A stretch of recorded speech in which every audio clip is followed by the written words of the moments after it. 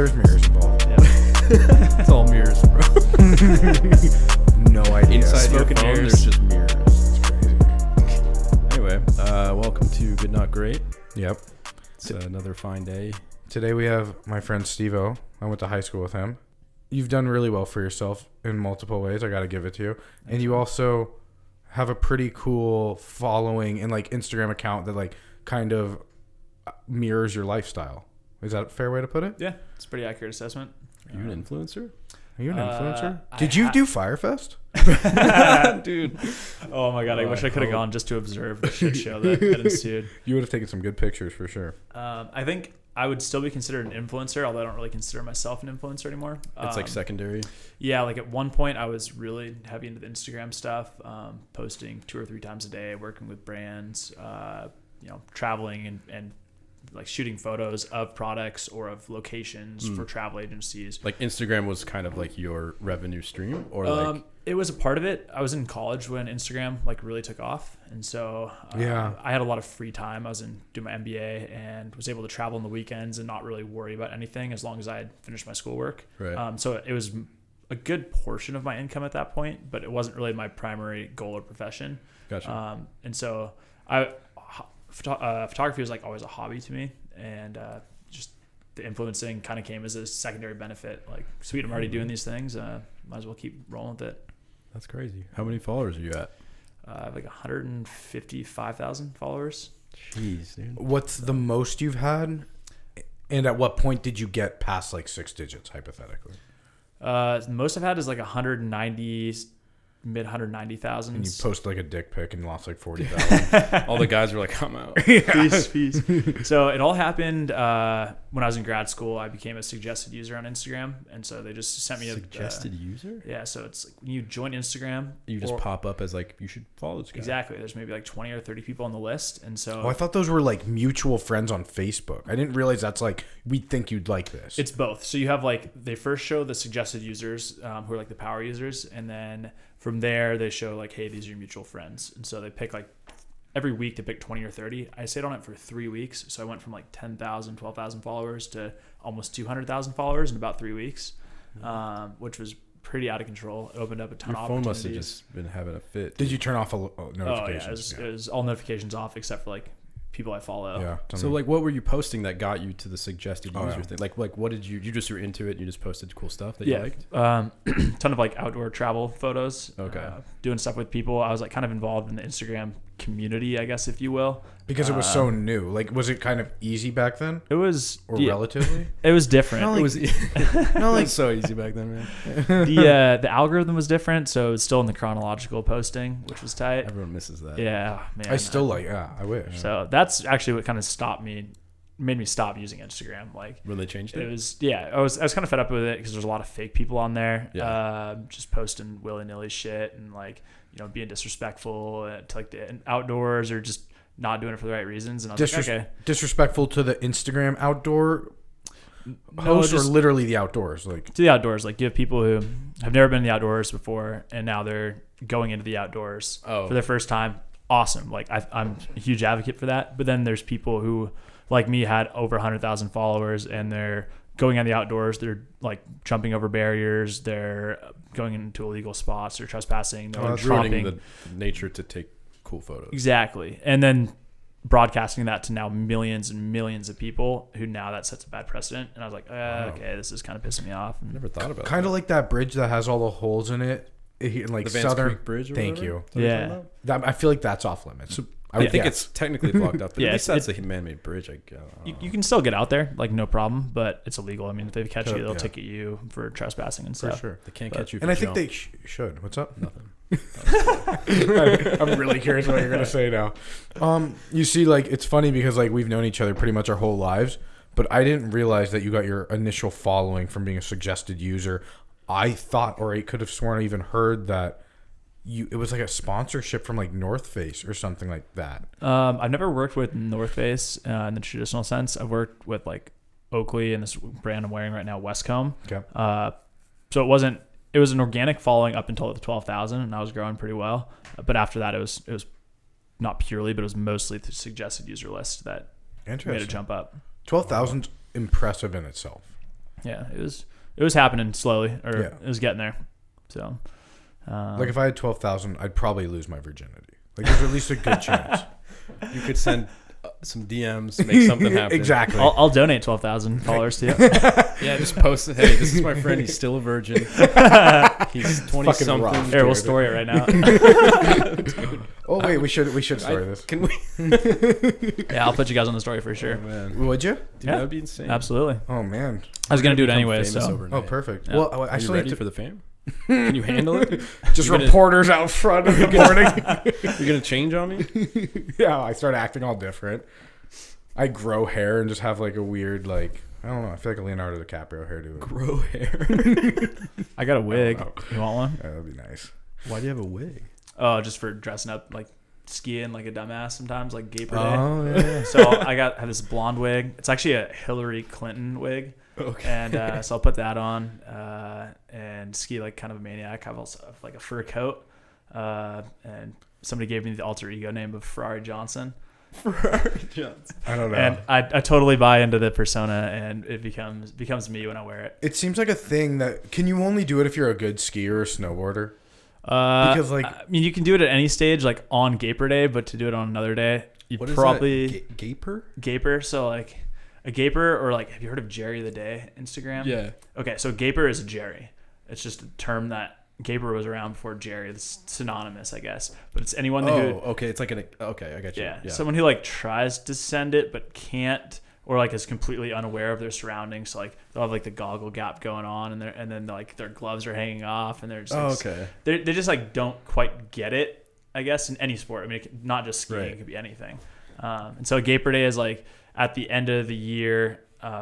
They have basically every mountain they have like these huge festivals, and people dress up in like old retro neon stuff. They ski in like straight skis. They carry the boom boxes around, drink a bunch of beer, like have huge snowball fights. It's ridiculous. So everyone dresses up, and Dang. that's my It is a whole different personality. world. Just skiing and snowboarding, like when you get really into it, it's like even the terminology you're using right there. I'm like, I bet you that you're like taking it easy on us with the words you Right, could you're like be dumbing using. it down. 'Cause Yeah. we're like, dude, oh. Yeah, But yeah, Gaper Day is just all fun. That sounds so. It's basically just like a ski snowboard holiday. Yes. That like everyone just has fun with. Yep. That sounds And you crazy. can be whatever idiot you want to be. and is Right. this align with Whistler Weekend or no? Totally different. So Whistler does it a different time. A lot of people do like a retro Fool's Day. So April Fool's Day, they'll do their Gaper Day on. Other mountains will do their Gaper Day on the last day of their season, whatever coincides first. So like most mountains have their own. Yep. Wow. Almost every mountain has their own. Dang. Either whether it's Renegade or Sponsor of the Mountain, they'll kind of have Right. something going on. So Stevens has one. Mm-hmm. Interesting. Okay. Used to be pretty wild. There's this movie called Hot Dogger, and there's all this crazy shit that happened in the movie, but the highlight of it was this thing called the Chinese downhill, and they like went to the very top of the mountain. I don't remember what mountain it was, and they lined up and they had weapons and like Holy axes shit. and shit. And so there was a no rules downhill, like first person from the top to the bottom wins it all. And they're like having battles like down the mountain and like pushing each other over cliffs, and like people are dying. And so like some mountains hold Chinese downhills, and Stevens used to do that. Yeah. And it was reckless. I mean, you're skiing on straight skis, like technology from the 80s, going like as fast as you possibly can over very variable terrain. And people like, you know, definitely blew up and got pretty wrecked. Gets her, probably decently hurt. Yeah, at That least. had to be like a while ago, right? That's like a liability. Nightmare. Yeah, I was in high school, I think, when they stopped doing that. That's what I was thinking. Like, Social media made rules change. Like Definitely. Like we used to do crazy shit that now you literally I can't think of the examples, but that's like something that I've thought of before. yeah.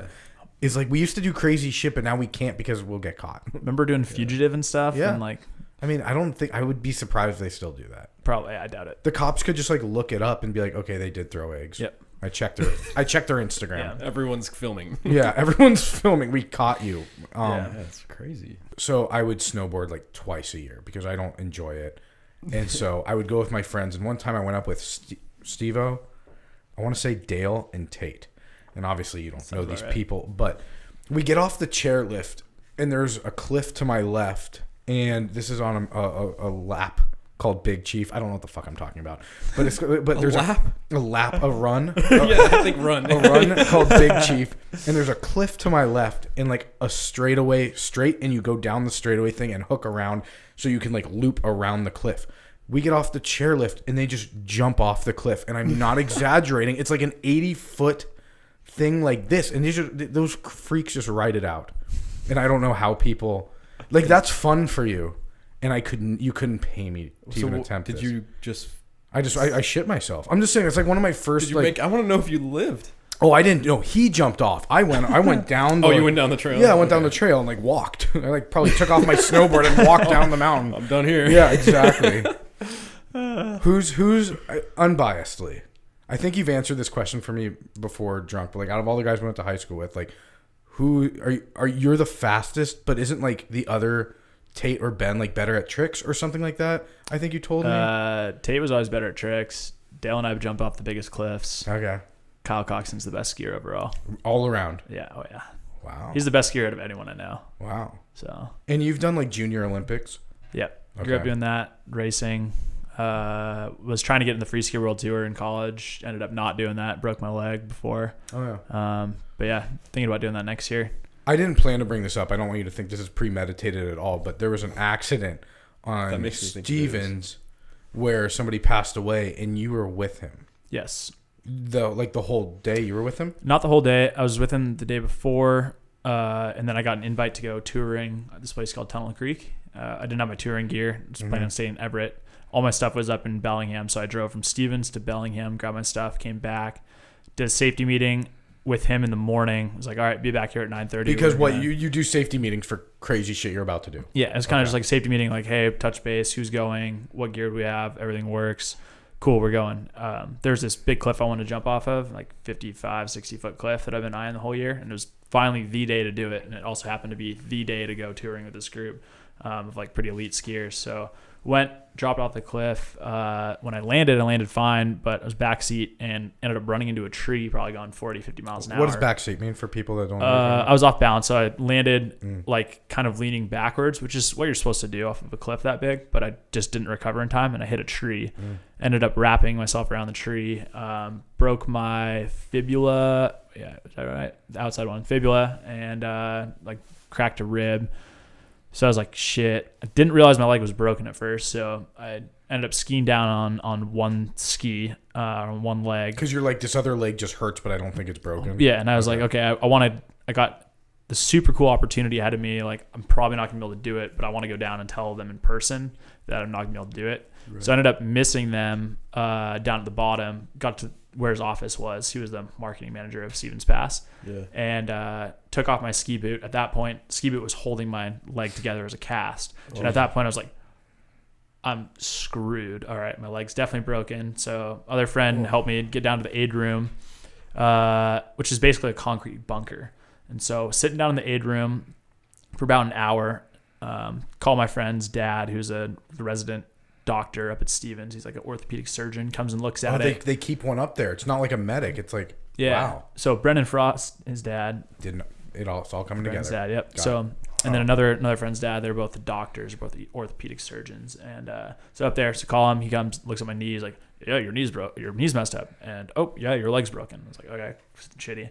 Another hour goes by, and get a frantic call over the radio to the head ski patrol. Hey, avalanche Tunnel Creek. We have multiple burials. Send all available people. And so I was like, oh shit, I know exactly what's going on here. So I called the guy over and I was like, hey, it's your boy Chris. It's you told them because you knew which group it was. Yeah, I knew like maybe 6 out of the 8 people, or I can't remember how many exactly people were back there, but I knew a good majority of who was back there. So I gave him a list. He's like, there's no way they're back there. Like, they would have come and run it by us and told us, like, a group like that, they would have let us know. I was like, dude, I'm telling you.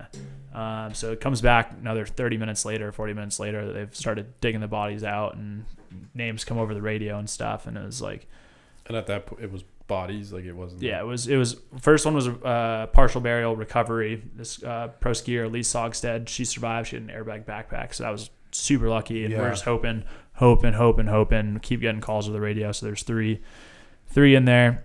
Last one was the one who didn't make it. Yeah, well, 3. There's 4 people buried, I think. this was 7 years ago, so memory's fuzzy. Right. It's okay. But 3 people were killed in the avalanche, and so their names came over the radio. Holy shit! I thought it was just one. Nah. Whoa. And so I'm sitting there in the aid room, and news had spread far and wide at this point. Yeah. But I said earlier, it's a concrete bunker, so my cell phone doesn't get any service. So my mom's calling me, my dad's calling me, my friends are calling me, roommates are calling me. Everyone under the sun is calling me or texting me, and I'm not getting a single thing. And you hadn't even, and you probably also weren't thinking about it because you're more worried about what happened. You're not worried about what people are thinking about you. Yeah. Right. And I'm Okay. like, shit. I'm like, okay, I'm fine. Like, it's going to be okay.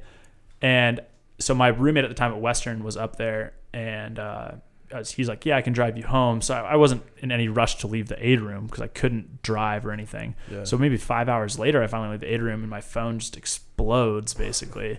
And I'm able to finally let people know that I wasn't caught in the avalanche, but it was quite a day. Why don't you always wear the balloon backpack? I'm sorry, whatever you called it, the thing that pushes you to the surface. So the airbag backpacks, it wasn't popular yet. It was new technology, maybe maybe a year, maybe 2 years before that. They're really expensive, like $800.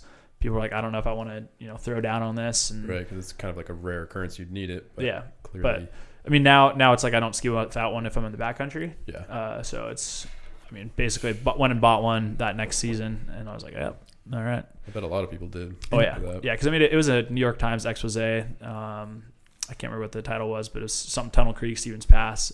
John Branch, I think it was John Branch, did a really cool expose, like interactive and stuff. And I think BCA did pretty well with their airbag backpacks, and it's like a really good case study on why to do it, especially with how high profile it was. So I had no idea that happened. That's crazy. Yeah, it was it was a pretty big deal. I remember it decently. Was it a sketchy? Should people have not been skiing or snowboarding there, or is it relatively safe and it's rare for this to happen? No, it was. We should not. No one should have been there that day. It was a combination of a lot of things. The day before, I'd been skiing out of bounds in Hollywood Bowl, and I'd observed slides, and had mentioned that to Chris and I think Nate Escalon or somebody else the following day or the following morning, and we're like, okay, but it was a lot of. There's a lot of pressure because of the nature of the group that was there. Being competitive, everyone just no, it was just pressure. There's a bunch of outer towners in. There's a Free Ski World Tour judge. There was the Solomon Free Ski group. There was, I'm trying to remember who else was there. It was just like everyone was gunning. It was a great POW day. There's a lot going on. Yeah, there's a lot going on, and all this warning signs were there, but it was kind of like we'll be okay, or we just want to do it and we'll be fine. And from what I understand from the reports and then the avalanche reports, they were skiing as safely as possible through this area because it's this big funnel, and so you want to avoid funnels because if anything slides, you're going to be stuck in the funnel with everything else slides. So they're skiing the trees, and it very abnormally, I guess, fractured inside the trees, which is rare. And usually if it fractures inside the trees, you just get stuck next to a tree and the avalanche keeps going. That wasn't the case. It was like a very large crown, which is how high the snow breaks off. So it was a large volume of snow that broke off. And there's a lot of fact. It was unlucky, but it was also really shouldn't have been there. Dang. So, but yeah, it was one of those weird days. I went from being really stoked in the morning to really pissed off to I feel like the luckiest person in the world. Yeah, you went on a roller coaster for sure. Yeah, really like the whole spectrum. Like you're physically broken, emotionally broken, but also elated it wasn't you. Yeah. And then it was super weird. Didn't even know how to feel for I didn't even process emotions for a couple weeks after that. It had like an aftershock thing happen. I didn't break down at all, and then 3 weeks later I just broke down. I was like, whoa, this is real. Yeah. I am very lucky. For sure. So, wow. And do you think you took that? Are you safer now, or maybe more analytical of situations because of it, or would you say that that's a one-time thing? It probably won't happen again, and you just have to keep living your life. You can't let that kind of stuff. No, I'm definitely more analytical. Anything like that could happen anytime. Yeah. But they have I just didn't really know much about avalanches at that point. For sure. And I just went with people who did know avalanches and stuff. I'm definitely a lot more prepared now because that's something that could happen anytime if you don't look at the signs or know the signs. So. weird question. It just seems like you get to do such cool shit because of the outdoorsiness or skiing or a combination of the both. Like, are you hypothetically like, are you paying to go on these helicopter rides, or are there like companies like Cliff Bar that's like, dude, I want you to go out here and post it on your Instagram? Cliff, you even were involved with the Cliff Bar, I believe, yeah, right? Okay. Yeah. The bar itself. The bar itself called me up. Mr. Cliff. Mr. Cliff. Funny, Cliff Bar sent me a wooden box of Cliff Bars with my picture on the Cliff Bar, and it said Stevens Cliff Bar, and like, you know, like on the packaging. Yeah, the guy's like climbing, but instead of that guy, it was me climbing like on this Cliff Bar. It was pretty unusual. Wow. They just emailed from an address and then sent it like around Christmas time. I was like, tight. Do you still get a lot of like DMs of like, hey, hook us up? Yeah, it's a lot of like offers like, hey, we'll send you this product and pay you X if you post a picture of this on your Instagram and give us a shout out kind of deal. Is that kind of like what the Cliff Bar thing was? Like they just sent it to you hoping that you would show people? No, they just sent that as an appreciation. They just sent it to like, you know, a handful of people. Wow.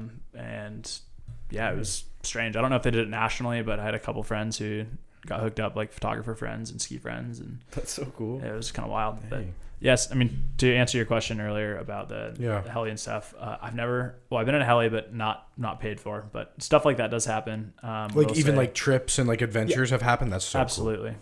So and are you considering you getting paid for it? Them just paying for it, or they're making sure you're profiting off of this as well, or both? It depends on what it is, but usually they try to pay you on top of whatever they're giving you. Oh, that's a cool deal. Yeah. So if I was like, what do you do? Like, what's your career? Like, do you have one word for it, or do you do a bunch? Are you saying within photography, or are you saying my actual career? This isn't even talking about raving or Molly. This is like totally just pictures, because Steve-O loves raves. I really don't like raves. I like if you were at a party milling around and somebody's like, oh, what do you do for work? Like, what do you say? Did you just say, oh, I'm a photographer? No, I say I'm an enterprise strategy consultant. So, that's his day. That's his 9 to 5. Yep. Right. Okay. Yeah. Okay. So I travel every week for work. Enterprise strat. Okay. So basically, I like work with enterprise systems, like IT systems. So I work with Fortune 500 companies, analyzing their expenditure, looking at their financials, doing total cost of ownership. A lot of boring, not boring, but not as exciting as photography stuff. Right. And but yeah, I work with a lot of energy and utility companies, analyzing their systems. So okay, see, I wouldn't have guessed that. I thought your whole life was like adventure and. No, I put a suit on Monday through Thursday, and then 4 days, nice. Yeah, and then I work from home on Fridays. Okay. Depending on the schedule, sometimes I don't work. For sure. You seem to be in California or New York predominantly. California, a ton. I've never been on a project in New York, but I've had I saw you working there once. Yeah. And it was like I was, and I think you told me like you were going to work there because there was like a concert or something. I don't know. Yes, that was one of the times. Yeah. Let's see. At one point, I was seeing a girl in New York for a little bit, and then I've just visited other friends. But we have this really cool office on the 79th floor of the New World Trade Center. So anytime I can go there, just to sit there and drink a coffee or just sit there on my computer, it's like I'll go anytime. Not a bad deal. Out a window. Yep. Yeah, that'd be crazy. Yeah. I mean, I went to New York for the first time like not long ago, and just that city is huge. Yeah. What'd you think? Like, dude, it just never ends. It feels look down the crazy. street and it doesn't stop. Yep. It's a joke. And it's like everything you're looking down the street and everything's like a million feet high. Like literally can't even conceptualize how many people live me there. Being wannabe foodie and like loving just culinary in general. Like I just see all those restaurants when I'm in New York, and it gives me FOMO. I'm like, I want to try everyone because I know everyone is good. Because it's just like such like a diverse, like I don't know. One time, it's a melting pot. Dude, food's great. One time I was looking at the number of restaurants in like San Francisco and New York, and looking if you ate at a new restaurant for every meal for every day of your life, you still wouldn't be able to eat at every restaurant. Totally. Your entire life. It's in your entire life. I believe it. Within reason, like let's try, dude. Yeah. let's see if we can do it. Yeah. Wow. Yeah, you'd have to be like Dave Portnoy, like one bite, everyone knows the rules. Yeah. Eat one bite and then go to the next one. Like you couldn't eat a real meal there. Oh, I fucking love it. Do you know what Barstool is? I know what Barstool is, but I don't. It's a place where men can be men. You wouldn't like it. No, it's honestly it's my favorite. Men's room red, bro. Yeah, no, it's for sure probably it's fun to follow on Facebook. Why do you ask me? Do you know what Barstool is? You don't look like the kind of guy that would know what Barstool is. It's Barstool Sports. You don't like sports. Yeah, but like I know things. Okay, that's fair. My bad. It's not like they post sports anymore, anyways. Yeah, it's never sports. It's all freaking the guy who was dating Ariana Grande, or whatever his name is, Pete Davidson. It's all about Pete Davidson. Fucking crazy. Dude, are you single? Are you on Tinder? I'm single, but I'm not on Tinder. Bumble? Is it Bumble? No, Nothing? Hinge? What I are you mean, on? I have an account. I just don't have it on my phone. Yeah. Okay. So Yeah, that's used it in a probably while. for the best. Yeah. It's not a fun world, dating apps. Yeah, you were the vicious. You were the buffer between our spring break group and like all the hot UW chicks when we went. You were the tying Cabo. Sorry. Yep. Yeah. You were the connecting. Describe piece. what you're talking about. I think like, I know. Like there was like 10 of us that went as friends from high school, but then there was like 100 hot UW chicks, and like That you brought.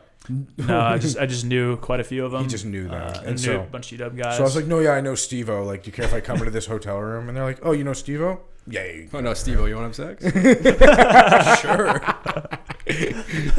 Dang. Yeah.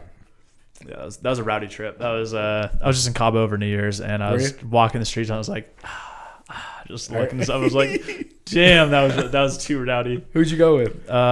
Went with friend Dominic Lusk, this girl Jordan, and Dom's brother Alexander. So it was just 4 of us. Went surfing. Yep. His parents just built a house down in can't remember the name of the town off the top of my head. But in Mexico? Yeah, just like an hour north of Cabo. Oh man. Yeah, it was awesome. But we did only partied on New Year's Eve. Thank God. We were there for 9 days or 10 days or something like that. 8 nights, 9 days. Dude, I wanted to die at the end of it. Although I was thriving, but I was so ready to go home. Yeah, it was. At one point, all the tourists had left, and we were amongst the locals. Yeah. They were like, what? They were stayed that long? Yeah. Yeah. Like spring break was over, and we're just like hanging out, and like you could tell like the locals were looking at us like these guys probably have to book the cheap trip home. They're probably broke. Like they have to stay an extra night. Like. It was hilarious because when we first got there was a group of college, like there's one spring break week leaving. Yeah. And then we were there, and then the next spring break group came, our spring break group, all the UW homies, and then they all left, and we were still there. And then a new group came in. We're like, tight, these chicks are hot. And then we realized there were high school chicks from Illinois, and we're like, what? Peace out. Yeah, we were like, we've been here long enough. Like we need to just go and sit on the beach by ourselves and put our heads down. Like, that was funny as fuck. oh man, that was a good trip. Is that the one where everyone was saying you were like yelling at nothing? Was that was Cabo? Los Angeles? Oh, okay. That was the lowest and also best point of my life. It was like one of the best weekends I've ever had, but the saddest at the same time. Got a little story time here? I mean, kind of. I mean, I don't remember it. It's funnier when other people tell it, but like pretty much for my 24th. There's videos. Pretty much for my 24th birthday. Me, Jake, Will, and like 4 other friends went to LA, and we all, without trying to exaggerate, we all pretty much don't remember Thursday to Sunday of our lives. We drank all day, all night, didn't sleep for 3 nights. And when I got back, just a light was making me nauseous. I had such bad alcohol poisoning.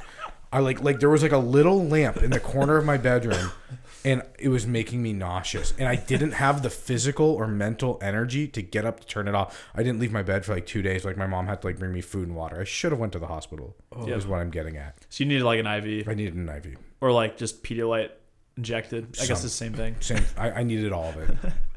You're here now, and you're stronger because of it. I'm stronger because of it. Would you have advice? This is going to be the broadest, most boring question in the world. Would you have advice for a new photographer that's trying to maybe work his way up the ladder and become a professional photographer? One of 2 things, I guess. I'd probably recommend going legit, shadowing a professional photographer, either working for free as they're doing studio lighting, if you're into the studio route, figuring out how to process photos, because that's where a lot of it comes processing in. Is processing editing? And composition, or composition then processing. Yeah, that's what I've been learning. Or like, you know, if you got a guy like Chris Burkhardt, who's a professional nature photographer, published, if you can go shadow someone like him and go out on trips, travel the world, that's where you're really going to actually learn how to do photography. You know, you can do Instagram until your eyes turn red and bleed, but you're not going to learn the actual fundamentals of photography unless you shadow someone or make a very conscious effort to learn it. It'll just take a long time. So do one or the other. Just trial and error on your own if it's something you're doing as a hobby. But if you want to pursue it professionally, definitely shadow someone. Yeah. So. It was funny because I wanted to buy a camera, and I went to the camera store, and they probably could like tell I wasn't fit for understanding a camera because I'm like, I want to buy a camera, but like I don't want to put much work in. They go, just keep your cell phone camera, buddy. They go, don't even buy one. I think that's good advice. But you would think they would scam you a little bit, be like, oh, you should probably start off with this, and they didn't even do that. I'm like, cool. But I think that's pretty cool. Yeah. Yeah, but they'd also have to try and sell you on something that's like $1,000 or more. Mm-hmm. And you said you didn't want to put work in, so I don't know. Yeah, but I mean, that's impressive that they were just like, keep your phone. Seriously, You got Glazers or something? I don't know what that is. Okay, never mind. I have a Galaxy. You were at like Best Buy, right? No, I was actually at a camera store in really? South Lake Union. Yeah, Like, it was Glazers. Yeah. Glazers camera. Perfect. Yep. That's like when you said that, I'm like, that sounds like something they do. Yeah, But they would actually. They're good be guy. cool. He was like an Yeah. old, nice guy. Yep. He was only good intentions. Yeah. Mm-hmm. They've been around forever. Yeah. Yeah. Yeah, they got this sweet new store. I love that place. South Lake Union. Yep. Okay. Just one location. As far as I know. Shout out Glaziers, man. Shout out Glazers. Send us a camera. We got Steve-O here. Oh shit. Yeah. Dude, do you know Bud Light? Do you have connects with Bud Light? No, they sent me an email. Actually, they sent me them, White Claw, Pyramid, and I just didn't respond to any of them. What? It's just, You just left them on red?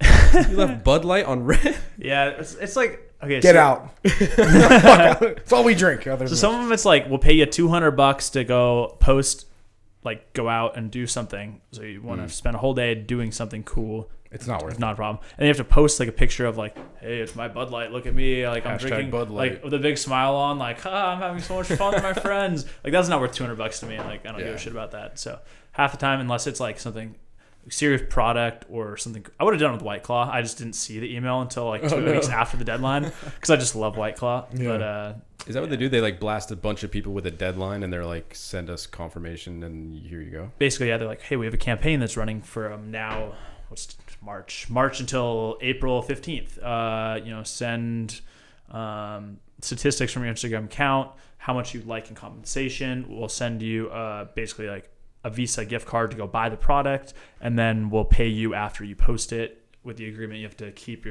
the post on for 1, 2, 3 So weeks. they'll whatever. send you the $6.99 to go buy that 6-pack before. Either that or they'll just pay you. That's kind Say of you ask for $400, they'll spend $416 and whatever. Wait, so how do you get on that list for that email blast? You gotta So know people? there's a bunch of influencer agencies. Names are escaping me. There was I've heard of like FameBit or whatever. yeah, that's It's like one. pretty There's like, known. what is it? I can just look at my email. Not influence.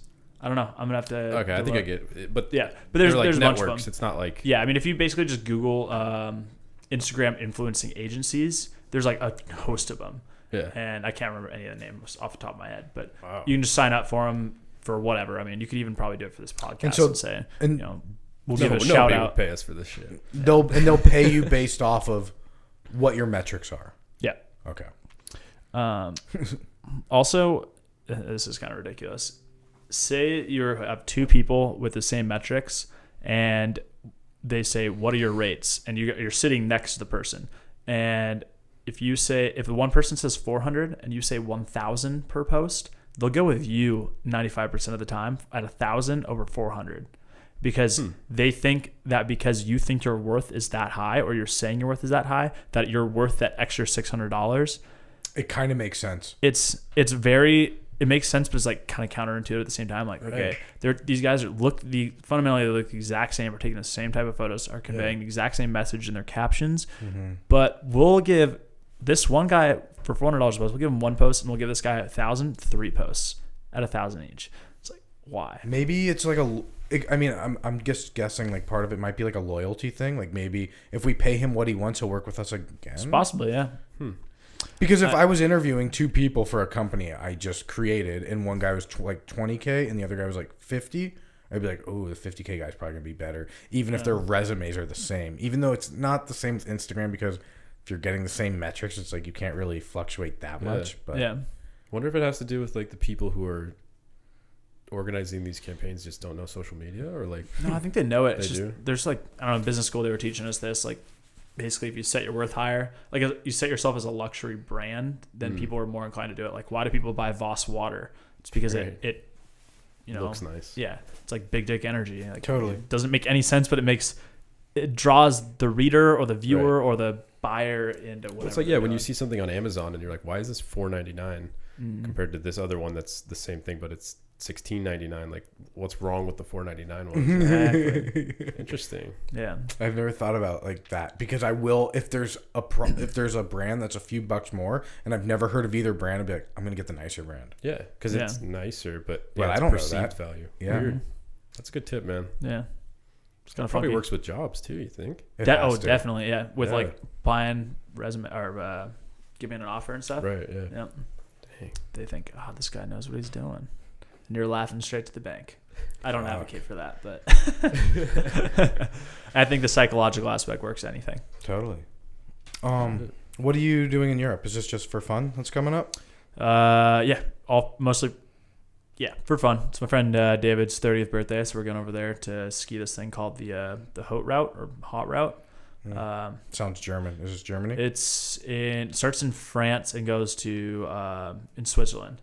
So fly into Geneva, Switzerland, and then you go up to this big free ride mountain called Chamonix, and you go from Chamonix. You like take the lift up, and then you go from there backcountry for a couple days. So you only bring a day pack, and you go from the resort to a hut in the middle of the mountains, like no roads, anything so nearby.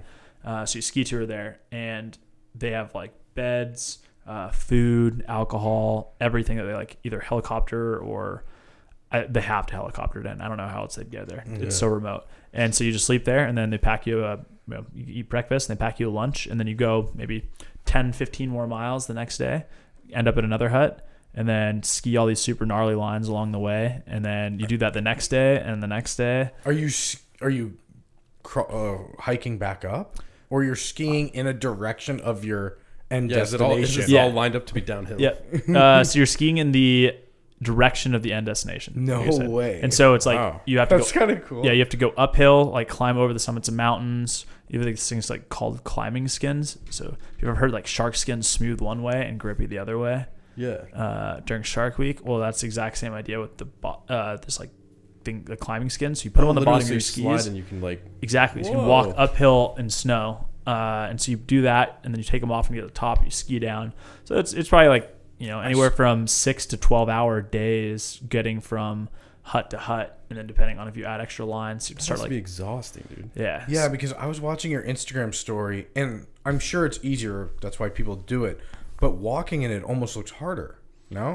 No, it's Okay. well, walking without your skis on, it's impossible basically. But Okay, because it's so much powder, you just sink right in. You Yeah. need that like But surface area. it's you glide pretty well on top of the snow, even if there's no tracks or anything.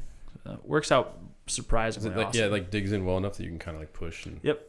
Wow. Yeah. I didn't So know that just grippy existed. enough to get your body weight up there, but it will be. So you couldn't start skiing backwards. You'd instantly flip back. Yeah, you wouldn't unless it's really steep. But yeah, it's awkward though because you unclip your heels. It's kind of like telemark, and so you're walking up, and if it's your first time doing it, you're gonna fall on your face a couple times because you're not connected. And It's Yeah. super awkward, but once you get the hang of it, it works. And then Interesting. yeah, That's those. You said telemark. That's those skis where you see them and people like kneel. Yeah. Do that like weird thing. yep, and your Is heel that, isn't like- connected, Yeah. so it's kind of the same deal. So when you're What's the purpose of that? What's the point? I It's just don't different. know. I'm not Okay. sure. I haven't figured that out yet. It looks exhausting, but it also looks Crazy. fun. Yeah. Honestly, yeah, I have no idea. I don't know what the purpose is. Weird. But yes, the idea with the touring skis is you just disconnect your heel so you can walk up and step away from your ski. Yeah. But yeah, that's good. I never actually wondered. Is there like beef between them, like Mac and PC or like Android, iPhone? No, it's kind of just like You're like a telemark guy. Dude. they kind of telemarketers are cool, but they're also kind of like a little bit off isn't the right word because I don't want to like bash any skiers, but it's kind of like the hippie friend you have who's really cool, The but quirky like guy. yeah, he's probably the guy who rides the telemark. Exactly. Yeah, they're dope and they're good skiers. And I actually have one really good friend who's not weird or quirky who rides telemark skis, but a lot of them are like not the Rasta, just like I think I get what you mean. Yeah. You could probably pick one out of a group. probably yeah.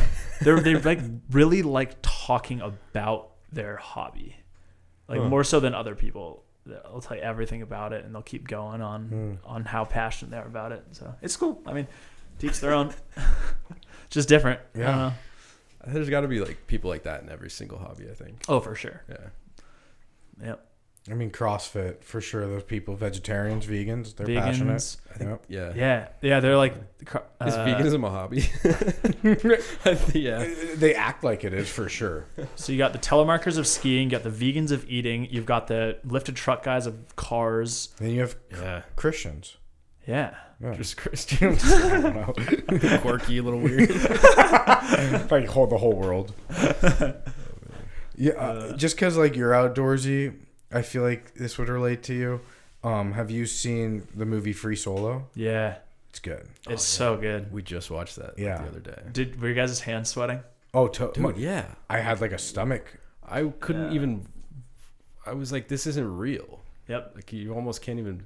That's crazy. I had that entire time, like when you're on a roller coaster, you're about to drop, and like your stomach or your balls like kind of go in your stomach. they you're lift. Like, Yeah. like that. Like my hands are sweating, and I'm like, oh shit, like holding on, like I'm on a roller He's coaster. pushing with just his thumb, and like his left toe, Crazy. Yep. and then like, oh god. Alex Honnold is a nut in just the right way. Yeah. So that unicorn guy, you see him at the guy on the platform portal ledge that he passed. He was wearing the unicorn suit. Oh yeah. I saw that. So Nikita Cardenas, we went to high school with, was Somehow. on that portal ledge with that guy. Wait, in the scene? Yep. And I'm not sure if Nikita's is in the unicorn suit or if that's his friend, but there's a cool video that Nikita posted of Alex Honnold going by him at whatever 6 a.m. Is this on climbing. Facebook or Instagram? It's on Facebook. I have it saved. I can show you. That is so funny. It was super cool. And then like posted it. It was like, yeah, Alex Honnold just passed me. This is a guy we went to high school with, and if I could describe him, like honestly, like he wasn't super outgoing. He wasn't part of like the party group or anything like that. It's just like a guy that like everybody kind of knew. I don't think I've really spoken that many words to him, but I just see on social media that he's been climbing, and so now Steve-O's telling me that he's in the movie about climbing. Like that's pretty crazy. Has a little cameo.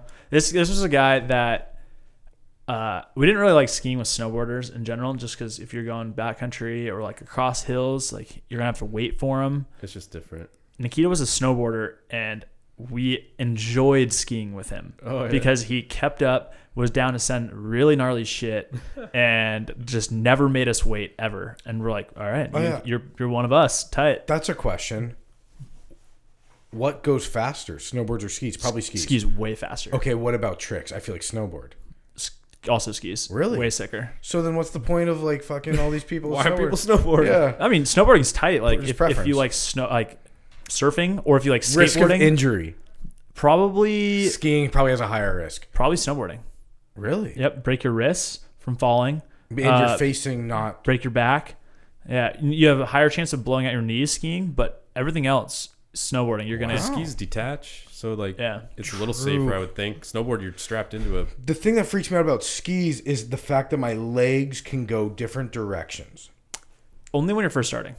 It's impossible to go other directions later. I mean, like I could land weird and just my right one shoots out, but it's probably so rare that it doesn't make up the ground of what you're talking about. I think it pops off at a...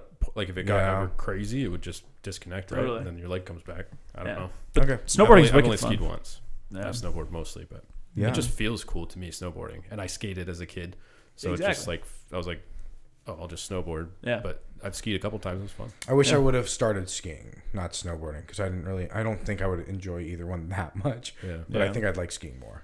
I'm trying to get back into snowboarding now. Yeah. It's super fun. It'd be fun to be good at both. Yeah, it's for sure. I've always heard that skiing is easy to learn and hard to master, and snowboarding is hard to learn and easier to get better at. Yeah. Would you agree? Yeah, I think so.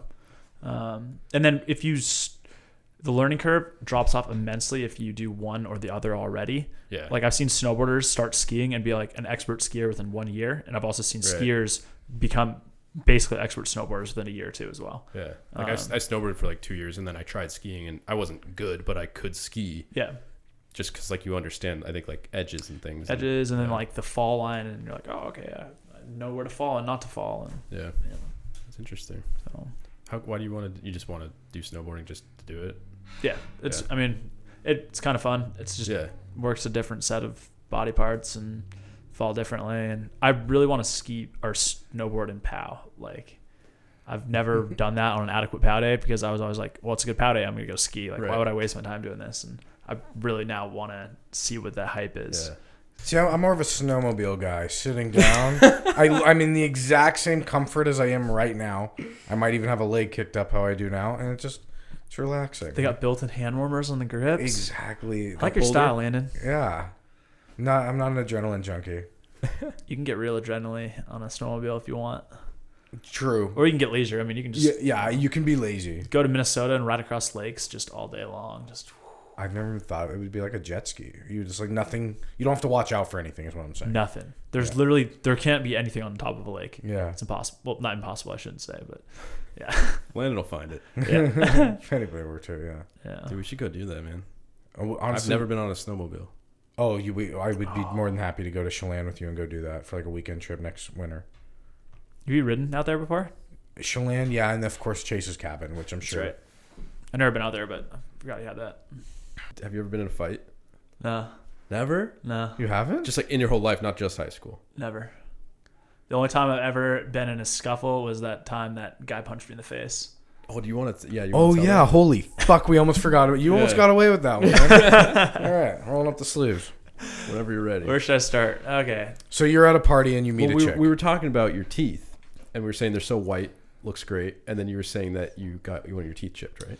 Yeah. So was out with some friends. One of my friends, she brought had another friend visiting, or I don't know. Actually, she wasn't even visiting from another school. She was just visiting the house. Never met her before. It's like cool. Oh yeah, whatever. you lived in the party house, or you were at the party house. No. Steve-O was a part, whether you lived in it or not, of this 5-story fucking party house in Bellingham that was like their version of the Greek system. No, I had nothing to do with that. I never lived there. I went with you though. Yes. But anyways, I don't even know who lived there. perfect. But I went there. unaffiliated. That place is called the Matterhorn. It was literally a 5-story super complex. He let me bring a girl home and sleep in his bed with her. Oh, What yeah, kind I of did. friend does that? Not me. That's you're a good friend. Exactly, dude. Sorry to cut you off. All No, right. you're good. You're good. So yeah, at this point, thankfully, I did not live in that party house because I think I would have died of some crazy disease. So yeah, at this event that my friend was throwing, and it was time to go. I was like, all right, I'm walking home. This chick lived on the way to where I was going, and I'd kind of hit it off with her, but I had no intentions of going home with her or whatever. And so we're like, all right, leaving. Like, okay, cool. I'll walk you home. So halfway along the way home, these two guys approach, and she just goes, "Oh shit, that's my brother." I'm like, "Oh great, whatever. It's be awkward, but it won't be a big deal, no problem." Brother.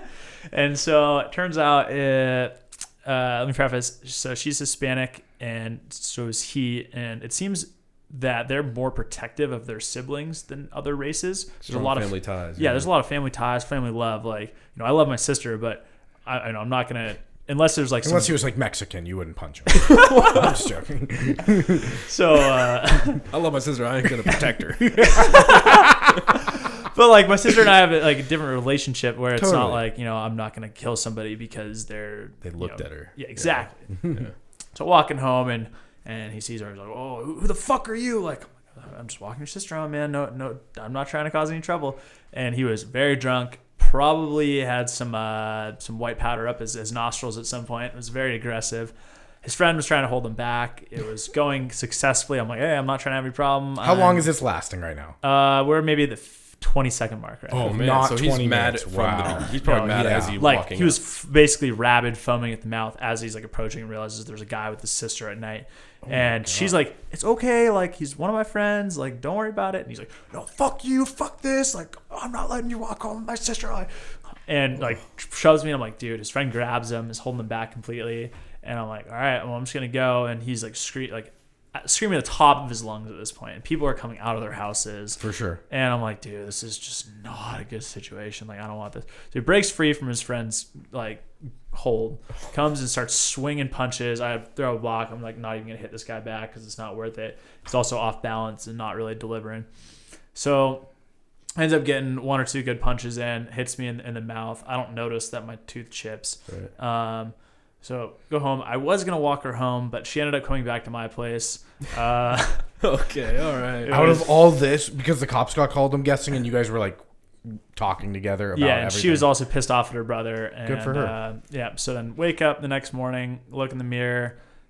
I look like just straight. I pray you had sex with her. Let's not skip to the mirror part. Did you get revenge sexually? She came home with me. Okay. I'll leave it at that. So, anyways, That's awesome. We're keeping that shit. Sorry. The thing I said earlier, it's out the window. No, I'm joking. That's awesome.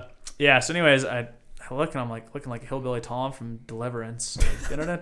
Like about halfway, because I've had my front one like chipped. And you gotta have like bruises too and stuff. Yeah, I was just like a little red. Like, okay. I don't bruise really easily, thankfully, but my tooth was missing. Oh, sweet. So I get this girl's number through my friend and text her, and I'm like, hey, I don't want to press charges. What's the deal? Like, she's like, oh yeah, we'll take care of it. Like, they paid for your tooth? Yeah. So I had broken that tooth. That was the 3rd time I'd broken it. So I got in bonds before, and it was just like they take like enamel or some shit and put it on patch, there. Right? Yeah, and they make the tooth look just like it does right now. So eventually I knew I was going to have to get veneers. So I go to the doctor or the dentist and I'm like, explain the situation. I'm like, I need another bond. He's like, no, you don't. You need veneers. I'm like, that's $1,300. He's like, you're not paying for it. I was like, oh, that's a good point. I'm like, well, I'm not pressing charges. He's like, yeah, you're getting veneers right now and whitening. I was like, all right, tight. So got some free whitening out of that. Well, sorry, what's veneers? I know you've said it a few times. So veneer is like imagine like a fake fingernail that they put on, but it's in the shape of the tooth. So they grind just a little bit off the front of your tooth, and then they put this like fingernail tooth thing on top of your tooth, and it completes the body of the tooth. Wow. So they put a temporary one on with a bond, and then they removed it, and then they sent it off to a lab, and then they brought the fingernail back and put it on my, on my mouth. And so you got the best shit. If you had, do you just have one?